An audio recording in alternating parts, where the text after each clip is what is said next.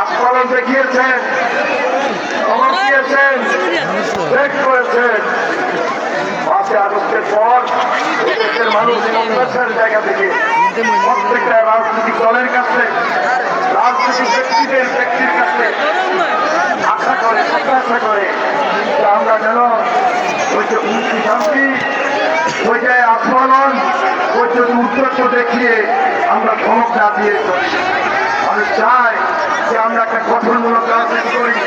মানুষ চায় লক্ষ্মীপুরের মানুষের পাশে দাঁড়াই, বাংলাদেশটা নতুনভাবে গড়ে উঠুক, নতুনভাবে নির্মাণ